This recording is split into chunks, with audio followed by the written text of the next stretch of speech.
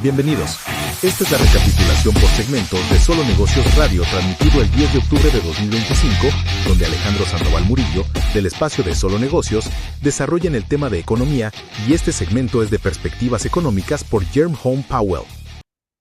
Bien, continuamos en Solo Negocios Radio, en lo que volvemos al aire. Básicamente, pues, minutas de política monetaria del Banco de México, lo que es el Consejo de Estabilidad del Sistema Financiero y, en su caso, pues, los datos de coyuntura narrados, el SIC, el Inversión Fija Bruta, Consumo, encuesta de confianza del consumidor, las reportes subsectoriales de vehículos y la de turismo, pues muestran este escenario de atonía, ¿no? O sea, eso es un escenario donde la economía está estancada, ciertamente no entramos a un escenario de recesión, eh, y bueno, pues el contexto difícil. Estamos regresando al aire 1300.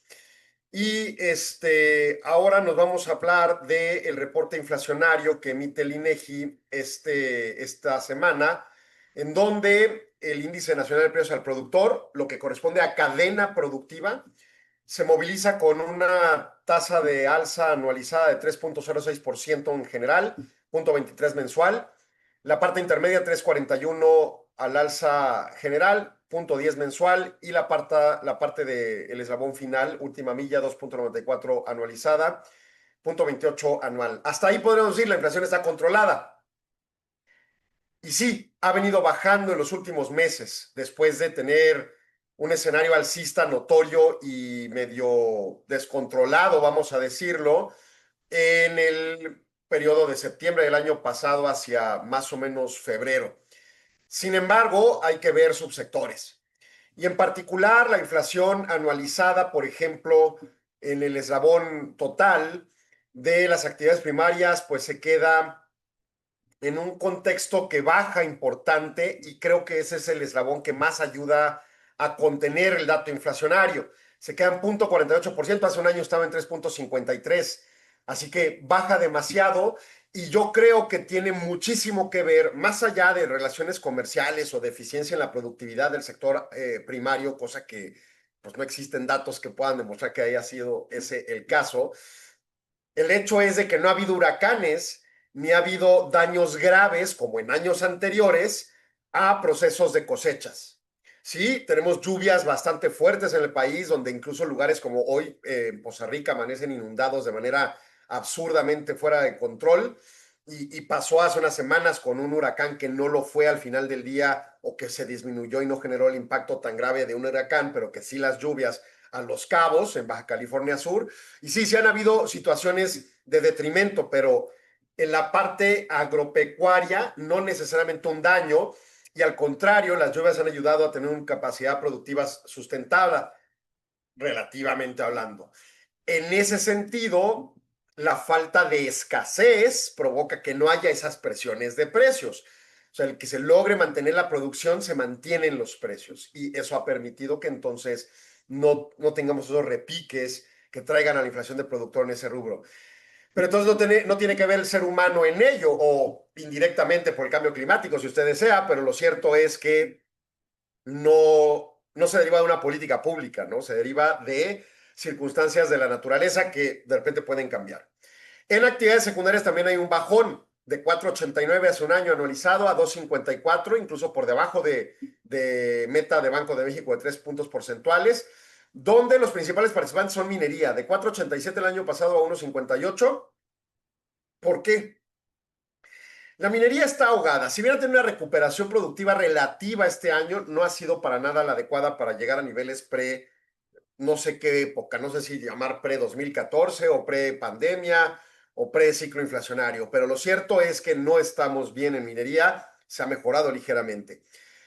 Pero lo cierto es que eso no estar bien implica falta de producción, y esa falta de producción aduciría a escasez de producto, que provocaría alza en los precios. Pero como a nivel internacional esta atonía también es reflejada en la actividad económica, como ahorita se narró por las minutas de Banco de México o el reporte del Consejo de Estabilidad Financiera, pues la falta de presión en la compra de minerales y falta de producción en México, pues no necesariamente genera presiones de precios y al contrario bajan.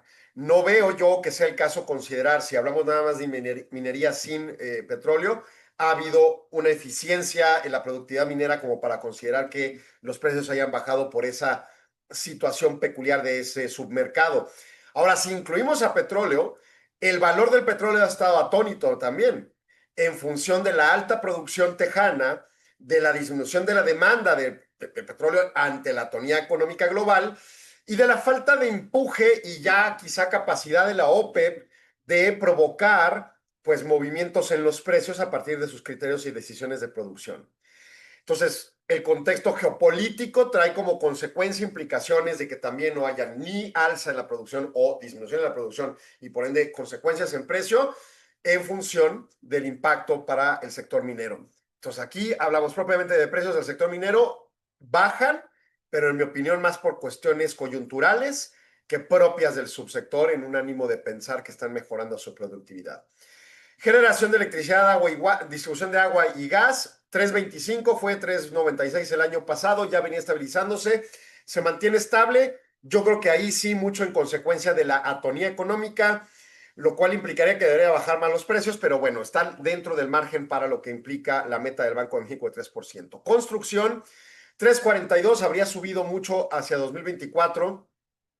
Creo yo que en mucho por las producciones de construcción tanto de 2023 y 2024 del sector privado con producción industrial, o sea, bodegas y cosas de esas que se construían, y las obras insignia del gobierno. Luego deja de haber esa inversión de esos dos rubros y con una mala situación económica, pues va cediendo los precios del sector construcción, lo cual no es malo para buscar revitalizarlo, pero requiere una política pública del gobierno que no está ejerciendo. Incluso se llegó a pensar que las reformas constitucionales de 2024 relativas a Infonavit podrían exaltar la construcción y pues al parecer se la van a vivir en planeación porque no hay nada en firme relativo.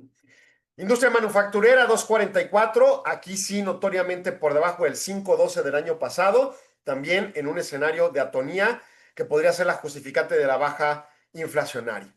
En su caso, por ejemplo, industria alimentaria 5.07 muy alta, insumos textiles 4.16 muy alta, pero ya prendas de vestir 2.20 baja. Curtido y acabado de cuero y piel 3.28.